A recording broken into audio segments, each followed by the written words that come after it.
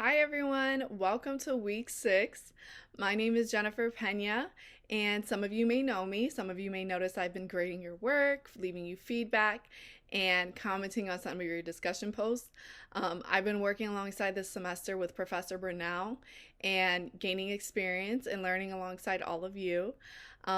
This week we're on our final stretch. It's week 6, and we are taking all of our findings, our observations, and applying them to our final case study. Some important things I want you guys to consider as you're writing your case study. This is one of the most critical components of this course. You guys have 2 weeks. Make sure you guys are revising your papers, you are refining it, and you are applying the revisions and feedbacks that Professor Brunel and I have left you.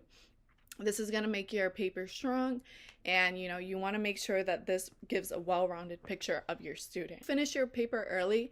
Feel free to submit it early. You can submit it in week 7 in the final assignment. So that's an option. I wanted to also note this week we have the deep dive into sharing assessment results with families. This is so important. We want to make sure our assessment findings are useful and meaningful to families. So that means using family-friendly language. So take a look at that resource. It's very helpful. Another resource that I will be attaching is using strength-based language when describing behaviors. This is really important during the assessment process. We want to make sure that we're focused on our child or our student's strengths rather than just focusing on their deficits. And we want to make sure our supports are more strength-based, So take a look at that resource. I hope it's helpful.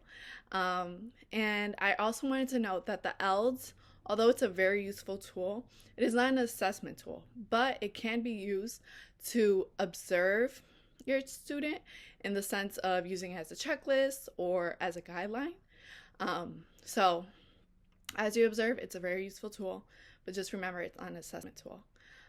So this week, I'm really looking forward to reading all of your papers. Remember, this is not to diagnose your student. It's just to get a well-rounded picture of your student and to have a tool that can help other colleagues working with a student. I'm looking forward to your papers, and have a great week.